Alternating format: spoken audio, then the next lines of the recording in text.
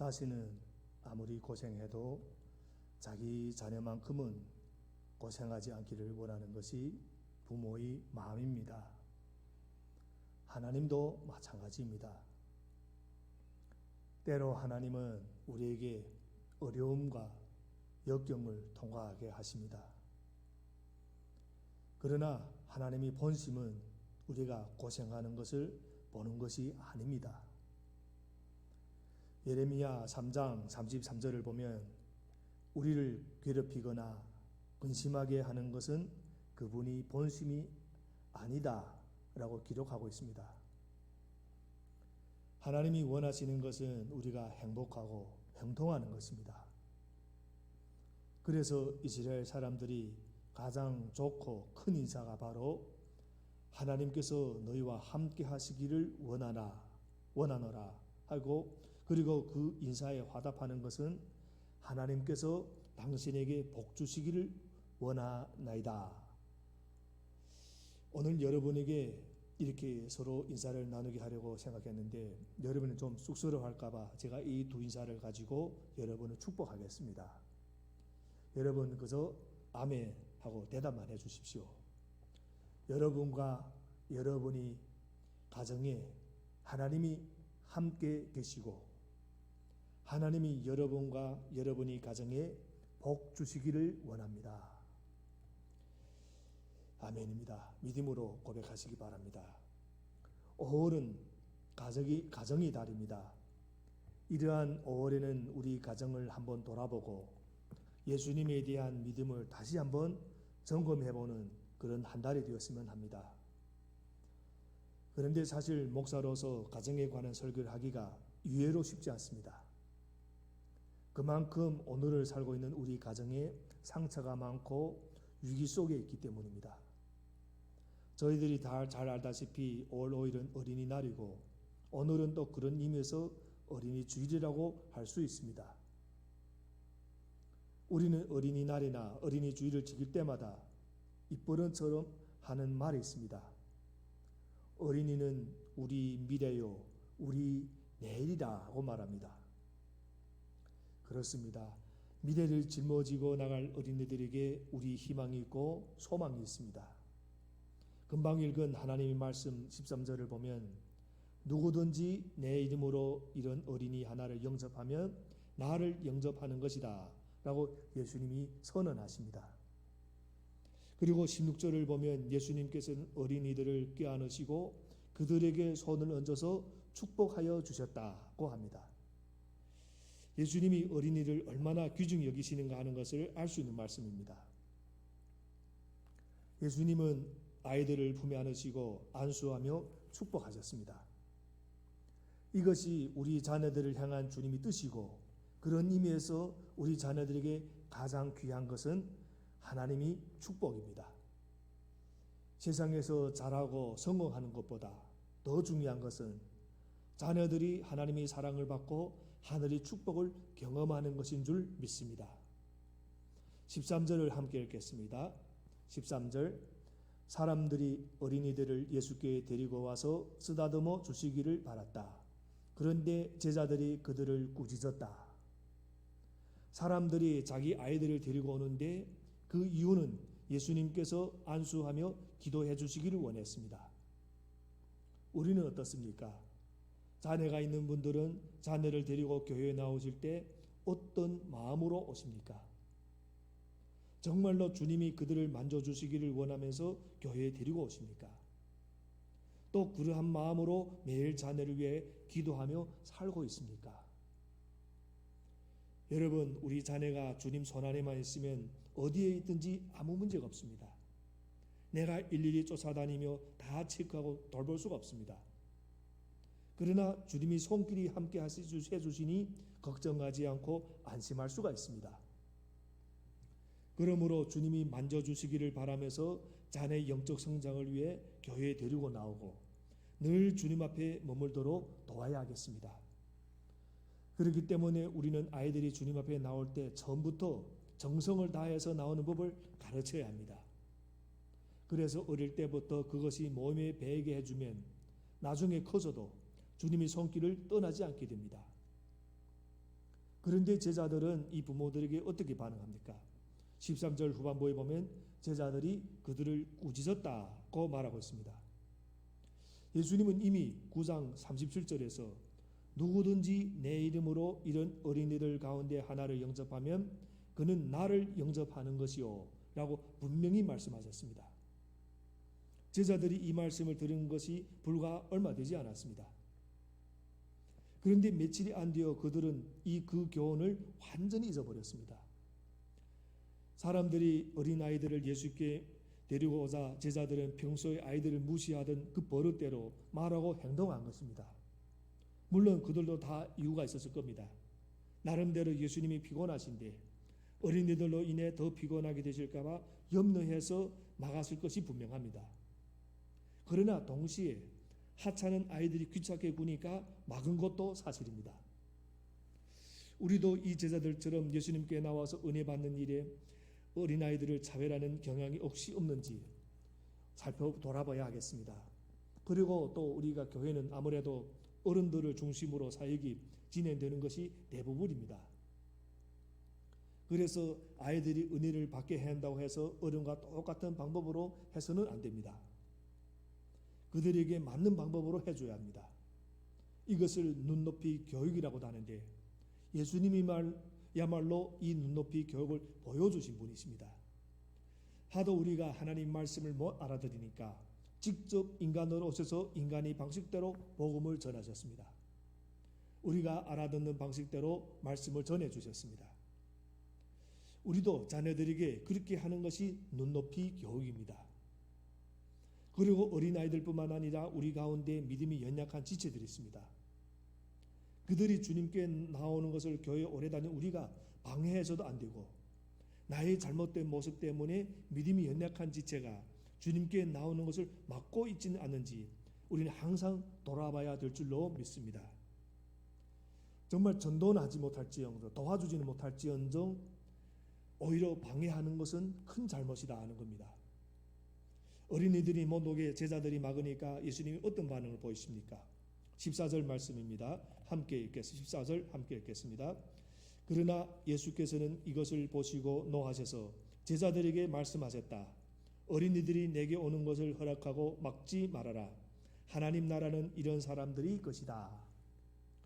예수께서는 이것을 보시고 노하셔서 제자들의 행동에 대한 예수님의 반응은 분노였습니다. 노하셨습니다. 그러면서 주신 말씀이 어린이들이 내게 오는 것을 허락하고 막지 말아라. 하나님 나라는 이런 사람들이 것이다. 더 나아가서 내가 진정으로 너에게 말한다 하고 하면서 15절 말씀을 주십니다. 다 같이 15절 말씀도 읽어보겠습니다. 15절 내가 진정으로 너에게 말한다. 누구든지 어린이와 같이 하나님 나라를 받아들이지 않는 사람은 거기에 들어가지 못할 것이다.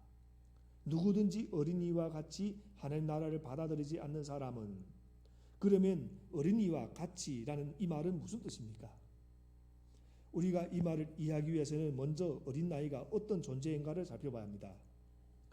물론 예수님께서 여기서 어린 나이가 같이 된다고 할 때 어린 나이 모든 특징을 다 염두에 두고 하시는 말씀은 아닐 것입니다. 예수님께서 어린이의 어떤 특징을 두고 말씀하시는지 우리가 정확히 알 수는 없지만 오늘 본문 위에 예수님께서 어린이를 통해서 제자들에게 교훈을 주시는 말씀을 통해서 몇 가지로 생각해 볼 수가 있습니다. 마태복음 18장을 보면 예수님과 제자들이 대화가 나옵니다. 제자들이 예수님께 묻습니다. 하늘나라에서는 누가 가장 큰 사람입니까? 제자들은 인간 사회에서 중요하게 다루어지는 특권과 지위 문제가 하늘나라에도 그대로 적용되는 줄로 착각하고 있었습니다. 이런 제자들의 질문에 예수님은 인차 대답하지 않고 어린이 하나를 불러 그들 가운데 세우시고 이렇게 말씀하십니다. 너희가 돌이켜서 어린이들과 같이 되지 않으면 절대로 하늘나라에 들어가지 못할 것이다.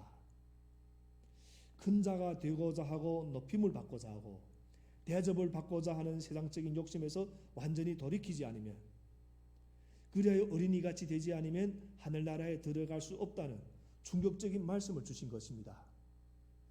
그러면서 하늘나라에서 어떤 자가 큰 자인가를 구체적으로 말씀해 주십니다. 누구든지 이 어린이와 같이 자기를 낮추는 사람이 하늘나라에서는 가장 큰 사람이다. 예수님 당시 어린이는 가장 작은 자였습니다. 무시받고 멸시를 받던 자들이었고 자기 주장을 할 수 없는 자들이었습니다. 그래서 여자와 어린아이는 사람 수에도 넣어주지 않았습니다. 그러나 예수님께서는 어린이와 같이 자기를 낮추는 사람이 하늘나라에서는 가장 큰 사람이다 라고 하셨습니다. 제자들은 이와 같은 예수님의 말씀에 큰 충격을 받았을 것입니다. 예수님의 이 말씀은 제자들의 마음속에 숨어있던 명예나 지위에 대한 욕망을 완전히 무너뜨리는 말씀이었습니다. 그러면 어린아이와 같이라는 이 말은 무슨 뜻입니까? 마태복음 말씀에 근거해서 볼 때 어린이와 같이 된다. 이 말은 자기를 낮추는 것을 말합니다. 어린아이는 어떤 점에서 자기를 낮추는 것입니까? 우리가 이 말을 이해하기 위해서는 먼저 어린아이가 어떤 존재인가를 살펴봐야 합니다. 첫째, 어린아이는 불완전합니다. 어린아이는 무의식 가운데 자신이 불완전함을 알고 있습니다.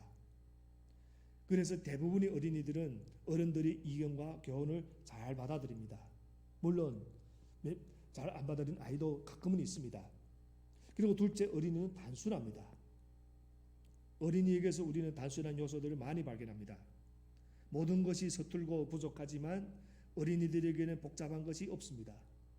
이런 아이는 모든 것을 자유롭고 자연스럽게 단순하게 표현합니다. 배고프다, 배고프다. 배고프면 배고프다 하고, 잠이 오면 잠이 온다 하고, 좋으면 좋다 하고, 싫으면 싫다 하고 아주 단순하게 표현합니다. 어른들처럼 먹고 싶은데도 먹고 싶지 않은 척, 싫은데도 싫지 않은 척 그렇게 행동하지 않습니다. 뿐만 아니라 어린아이들은 복종을 잘하고 감수성이 예민하므로 남의 말을 잘 듣습니다. 그래서 어린이는 누가 무엇을 가르쳐주면 단순히 믿고 따르기를 잘합니다. 막 싸우다가도 금방 풀어져서 같이 놉니다. 물론 어린이에게도 본성적인 죄의 뿌리가 박혀 있습니다. 그러나 어린이들은 전체적으로 보면 어른들보다 가르침을 잘 받아들이고 순수하게 복종하기를 잘합니다. 때로 어른들이 잘 못 가르쳐도 그것이 진짜이냐 그대로 믿고 받아들입니다. 이처럼 어린이들에게는 불완전함과 단순함과 복종하는 순수한 마음이 있습니다. 자신이 불완전함과 부족함과 연약함을 본성적으로 잘 알고 있습니다. 그런데 이런 순수한 어린이들의 마음들이 자라서 청년이 되고 어른이 되면 사라져 버립니다. 그러므로 어린이 같이 된다는 말은 어린이들이 가지고 있는 순수한 마음처럼 자신이 불완전함을 겸손히 인정하고 단순히 배우고 순종하는 자가 되는 것을 말합니다. 그리고 또 어린이들은 어른의 도움과 보호가 있어야만 살아갈 수가 있습니다. 즉 남에게 의존해야 살 수 있는 존재라는 말입니다. 이 모든 것을 종합해서 어린이 같이 된다는 말의 의미는 오직 자기 자신을 하나님께 의지하며 일치시키며 순종하는 것을 말합니다. 그리고 어린이라는 말 속에는 좋은 뜻과 부정적인 뜻이 모두 포함되어 있는데 우선 어린이라는 말 자체가 어리다에서 나왔기 때문에 어린이라는 말 속에는 작고 어리다, 아직 완전히 자라지 않아 모자란다는 부정의 뜻이 포함되어 있습니다. 그래서 사람들은 어린이가 자라 어느 정도 자기 앞가림을 하게 되고 이해타산할 줄 알게 되면 철이 들었다고 말합니다. 그런데 예수님께서 오늘 하신 말씀대로 하면 세상에서 철이 들수록 하나님 나라에서는 점점 멀어져 간다는 것이 됩니다. 더구나 오늘 말씀에서 예수님께서 뭐라고 하셨습니까? 어린이들은 단순히 돌보고 양육하는 대상이 아니라 하나님 나라가 바로 그들이 것이라고 말씀하셨습니다. 여러분, 벌거벗은 임금이라는 이야기를 우리는 잘 알고 있습니다. 임금이 벌거벗은 것은 이미 누구나 다 알고 있었습니다. 그런데 이 사실을 가장 먼저 입으로 이야기한 사람이 누구였습니까? 바로 어린이였습니다. 진실은 어린이 입에서 나왔습니다. 어른들은 임금이 권력에 두려워서 진실을 알면서도 말하지 못했습니다. 이렇게 이해타산에 매이게 되면 진실은 힘을 잃습니다. 하지만 어린이들은 이해타산에 얽매이지 않기 때문에 진실을 있는 그대로 말할 수 있었습니다. 실제로 어린이들은 친구를 사귈 때 그들의 집안 배경이나 옷 입은 것을 보고 판단하지 않습니다. 그 아이 아버지가 누구인지를 구별하지 않습니다. 그들에게 중요한 것은 지금 마음을 함께하여 지낼 수 있는가가, 그리고 자기와 함께 놀아주는가가 중요합니다. 그러니까 어린이들은 현재라는 시간 속에서 누구에게나 열린 마음으로 대합니다.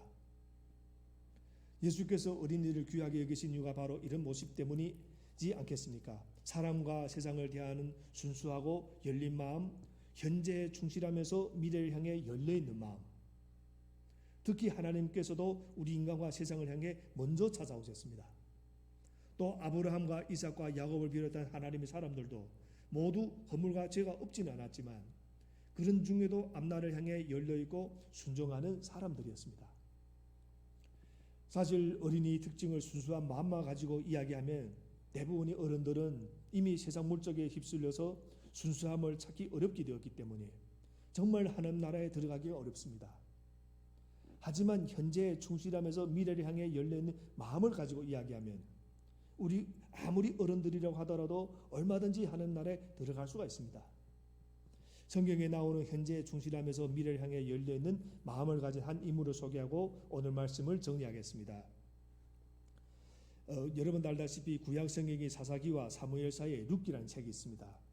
룻기 주인공은 룻과 보아스이지만 룻의 시어머니 나오미도 사실 아주 중요한 인물입니다. 나오미는 흉년을 피해 남편 따라 고향을 떠나 모압 땅으로 건너갔다가 거기서 남편과 두 아들을 잃는 비참한 일을 겪습니다. 비록 고향으로 다시 돌아오긴 했지만 남편과 두 아들을 잃은 사실은 변함이 없었습니다. 한 여인으로서 어떻게 보면 모든 것을 잃었다고 볼 수가 있습니다. 이런 비참한 처지에 있는 나오미가 룻기 1장 21절을 보면 이런 고백을 합니다. 나는 가득 찬 채로 이곳을 떠났습니다. 그러나 주님께서는 나를 텅 비워서 돌아오게 하셨습니다. 주님께서 나를 치시고 전능하신 분께서 나를 불행하게 하셨는데 이제 나를 나오미라고 부를 까닭이 어디에 있겠습니까? 이 말씀을 원문으로 읽으면 나오미는 하나님에 대해서 여호와, 전능자란 두 가지 호칭으로 고백하고 있습니다. 우선 이스라엘 백성이 하나님을 여호와라고 부를 때는 하나님은 반드시 약속을 지키시는 분이라는 뜻을 담고 있습니다. 무슨 말입니까? 하나님께서 자기 잘못에 대해서 징계를 내리셨지만 자기가 다시 하나님께로 돌아오면 하나님께서는 분명히 자기가 겪는 모든 고난이 그림자를 거두시고 맑은 길로 인도하실 것이라고 믿었던 것입니다. 나오미는 바로 이런 믿음으로 하나님을 여호와, 신실하신 분, 약속을 이루시는 분으로 고백했습니다. 다음으로 나오미는 하나님을 전능하신 분이라고 고백합니다. 전능자라는 말은 무에서 유를 창조하시는 하나님, 죄악에서 최선을 이끌어내시는 하나님이라는 뜻을 담고 있습니다. 사실 무에서 유를 만드는 것이나 죄악에서 최선을 만들어내는 것 모두 전능자가 아니면 할 수 없는 일입니다. 실제로 지금 나오미는 아무것도 없는 무와 같은 형편이고 더 이상 나빠지기 어려운 최악의 형편입니다. 그런데도 나오미는 하나님을 전능자라고 했습니다. 무와 같은 자기 형편에서도 하나님은 유를 창조하시고 죄악의 형편에 처한 자기를 하나님은 최선으로 이끌어 주실 것이라고 믿고 있었던 것입니다. 이렇게 나오미는 자기가 겪는 고난을 하나님과의 관계 속에서 현재에 충실하면서 미래를 향해 열려있는 마음으로 살피고 있었습니다. 그러기에 다시 회복할 수 있었던 것입니다. 여러분, 저희들은 항상 자신이 생각에 한계를 정해놓고 하나님을 믿고 있습니다. 그래서 어떤 것을 요구해도 눈앞에 보이는 어떤 것에 대한 해결, 그런 것이 의미를 두고 신앙생활을 할 때가 참 많이 있습니다. 그러나 나오미를 한번 생각해 보겠습니다. 나오미는 남편과 두 아들을 잃었습니다. 만약 죽은 남편이나 두 아들에 대해 즉 과거에 집착해서 자신의 인생의 의미를 찾았다면 나오미 나머지 인생도 계속 불행했을 겁니다. 그러나 나오미는 어린아이같이 현재에 충실하면서 미래를 향해 열려있는 마음으로 하나님과의 관계 속에서 다시 자신의 인생의 의미를 해석했습니다. 새로운 인생, 하나님이 함께 하시는 인생 가운데서 나오미는 진짜 이름 그대로 즐거운 인생을 살 수 있었습니다. 오늘 말씀을 정리하겠습니다. 여러분, 우리가 아무리 부정하려고 해도 자녀는 어쩔 수 없이 모두 부모의 우상입니다. 그렇다면 과연 어떻게 해야 하나님께 우상을 섬긴 잘못을 책망받지 않을 수가 있겠습니까? 바로 그들을 하나님 나라의 주인답게 양육하는 것입니다. 키와 지혜는 잘하더라도 그들의 마음은 여전히 순수하고 현재에 충실하면서 미래를 향해 열려있는 모습을 간직하게 하는 것입니다. 아울러 우리 역시 그들이 현재에 충실하면서 미래를 향해 열려있는 모습을 배워서 하나님과의 관계 속에서 진정한 인생의 의미를 회복하는 것입니다. 사도 바울은 성도들을 위해 기도할 때마다 신령한 축복을 구했습니다. 눈을 열어서 하나님의 기업이 풍성함을 보게 해달라고 기도했습니다. 저희들도 축복 기도를 할 때 이런 내용으로 기도하기를 바랍니다. 하나님의 은혜가 풍성하게 해달라고 기도를 드리기를 바랍니다. 하나님이 기회를 주시고 잘 준비된 사람이 되게 해달라고 기도를 드리기를 바랍니다. 왜냐하면 인생이 형통이란 하나님의 기회와 인간의 준비가 만날 때 주어지기 때문에 특별히 좋은 만남을 주시도록 기도드리십시오. 하나님은 사람을 통해서 우리에게 은혜를 베푸시기 때문입니다. 좋은 만남은 좋은 기회가 됩니다. 그리고 자녀들을 위해서 축복 기도를 할 때는 특기는 하나님의 은혜와 평강을 구하십시오. 하나님의 능력과 보호를 구하십시오. 이렇게 해서 우리 모두가 하늘나라의 참 기쁨을 누릴 수 있게 되기를 주님의 이름으로 축원합니다.